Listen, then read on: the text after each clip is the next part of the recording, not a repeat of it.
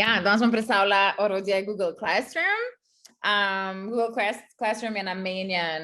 pač trenerjem, mentorjem, učiteljem, zato da v bistvu imaš nek portal, kjer so vse stvari od tvojih učencev, udeležencev, kako bomo to rekli, na kupu.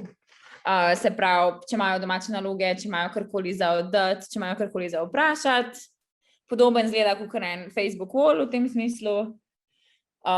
Se pravi, da lahko pač postaš vprašanja, lahko postaš, ne vem, papirje, domače naloge, karkoli in lahko vsi to vidijo in vsi komentirajo. In je ful uporabno orodje za to, kar mi delamo.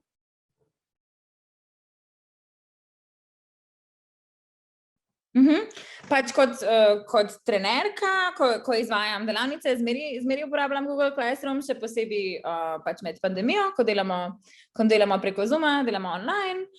potem se pač na Google Classroomu vzpostavi neka taka skupnost. To je bilo treba preveriti, ampak mislim, da je lahko do 20 udeležencev noter zastonj.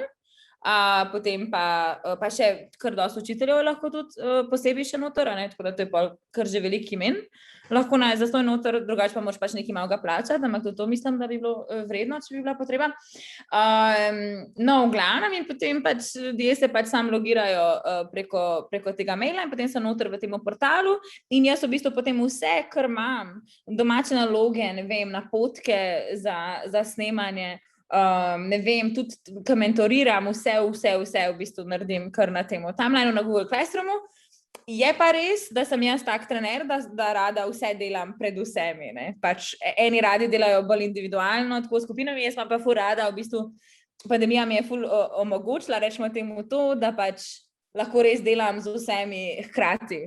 in v bistvu na tem Google Classroomu vse vidijo, se pravi, ne vem, recimo moramo oddati scenarij, pač jaz sem drugače trenerka za pač režijo, scenaristiko, dokumentaristiko, filmske delavnice, take zadeve. In pač karkoli, kar je povezano s filmom, recimo moramo oddati en kratek filmček, ga pač tja oddajo, in potem vsi sošolci, kolegi, karkoli bomo to rekli, so udeleženci, potem lahko komentirajo, se pač res razvije neka diskusija. Seveda se da, by the way, če koga zanima, se da Google Classroom uporabljati tudi na bolj intimen način, v smislu, da oni samo meni oddajo stvari, pa drugi ne vidijo. To se tudi da, pač kot domače naloge oddajati, to je pač prav neka homework sekcija. Da se tudi ocenjevati na temo, ker jaz ne delam, pač jaz ne ocenjujem ljudi, ampak je tudi grades sekcija, ker je lahko isto, lahko je privat, lahko je public, ker se odločaš. Ampak jaz v bistvu uporabljam to glavno funkcijo, ker je ta timeline, kjer pač povem vse informacije, se pravi, jaz ne pošljem enega maila udeležencem, recimo, v torek se dobimo, prosim, pripravite scenarij,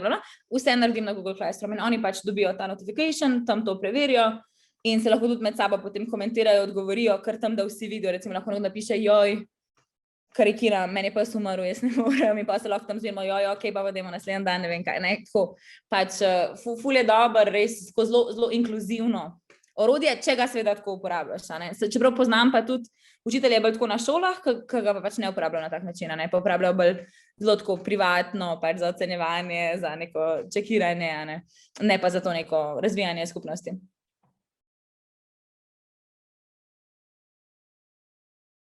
Ja, pač največja prednost je, da pač vsi imajo Google račun, pač vsi na svetu zdaj že na tej točki, Mislim, če že nimaš Gmaila, imaš vsaj, ne vem, za YouTube, za karkoli, veš, ali pa za Google Docs, ali ne vem kaj, in pač ga imajo res vsi, in v bistvu vsi že imajo Google Classroom realno, sam pač morajo klikati na to v svojem Google računu, ampak v bistvu vsi to že imamo, ne rabimo si nič naložiti, ne rabimo se niti nič naučiti, ker pač ni kaj za se naučiti, pač jaz postam stvari, ti jih prebereš kot udeleženec in postaš, mislim, ni pač in komentiraš, mislim, ni se nič za naučiti, avtomatično je povezan s svojim mailom, se pravi, udeležencem to pride na mail, tako da če bi bili mogoče kakšni, bom rekla, starejši udeleženci, recimo, ki niso toliko navajeni na računalnike, lahko preberejo dobesedno samo to na mailu in pač niti ne kliknejo na portal Google Classroom, da tam neki se s tem ukvarjajo, sploh ne rabijo, ne dovolj, da pač pride informacija na ta način do njih. Je pa za mene ful lažji, ravno zaradi tega, ker pač pride vse na mail, Obstaja veliko takih portalov, ki pač greš na njih in pol tam vsak dan moraš na vsake par ur preverjati, kaj se tam dogaja, medtem ko Google Classroom je pa pač direktno z mailom povezan oziroma s celim Google računom in to je res strašno uporabno.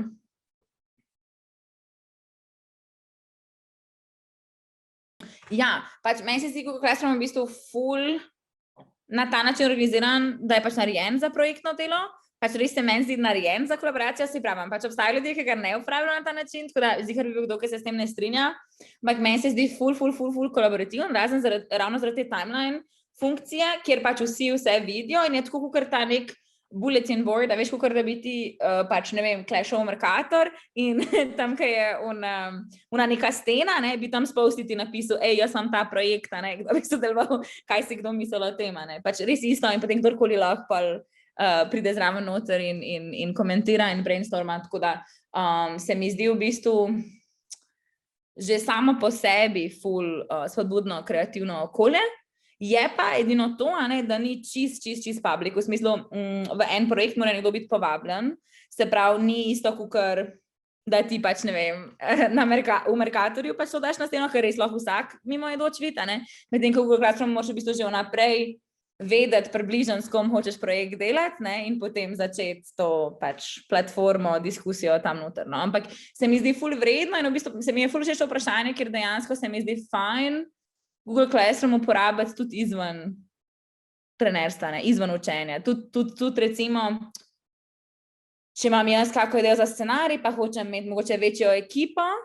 bi z veseljem to Google Classroom delala rajčko, kar recimo v Google Docsih ali karkoli. Ker je več prostora za pogovarjanje.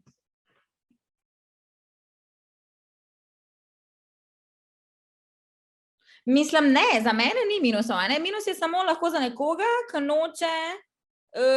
tako odprto komunicirati, da vsi vse vidijo, ne, ker pač, če uporabljaš to timeline funkcijo, pač ni neke privatizacije, ne moreš komentirati neki, da recimo sam učitelj vidi, ostali pa ne. V tem smislu, pač to mogoče komu ne bi pasalo, to bi bil lahko za nekoga minus, ampak za mene je to plus, pač za mene je super, da je vse transparentno, odprto, da vsi udeleženci vidijo, da se v bistvu vsi ukvarjajo z istimi vprašanji, iste stvari se dogajajo in v bistvu zmeri, ko jaz odgovorim na eno vprašanje, potem še 5 folka je tam tako, sam res ful hvala, ne, super, mislim, meni se zdi to sam ful uporabno, pa se vračujem, ker to hvala, ampak sem še, ne vem, če sem že rekla, ampak je zastonj tudi, ne, to je tudi ful pomembno za nas, ki delamo v nevladnih organizacijah, ne, je ful pomembno, da imamo pač dobre platforme, ki nič ne stanejo.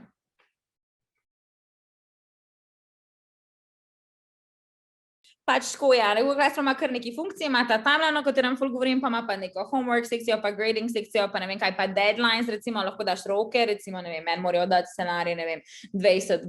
oktobra in potem lahko dam noter 20. oktober in lahko damo pomnike za ta deadline in ne vem kaj, ne, to se vse da.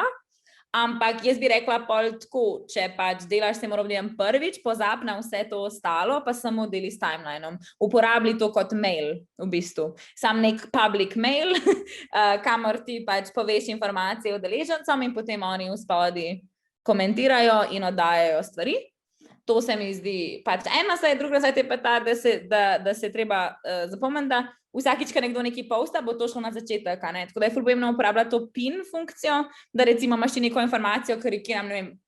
kaj je link do Zoom sobe, ki pač vsi rabijo vsak teden in je ful pomembno, pač je treba to vsakič pinati na vrha, ne? Ker drugače udeleženci scrollajo tako 2 strani tega in iščejo to in včasih tudi zaradi tega, ne vem, ne pridejo v Zoom ali neki, ko so se zgubili ali whatever. Tako da se mi zdi ful pomembno, ja, ta pin funkcija, pa to, da se v bistvu na začetek ne obremenuješ z vsemi temi drugimi toolsi, pa se sam fokusiraš na ta timeline.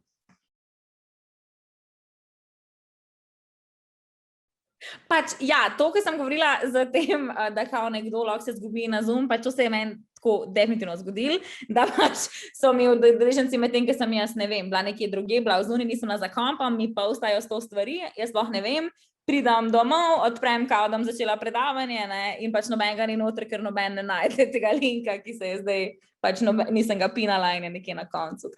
To je definitivno moja prigoda, ampak vse zato jaz delam napake, da pač vam ni treba. Ne.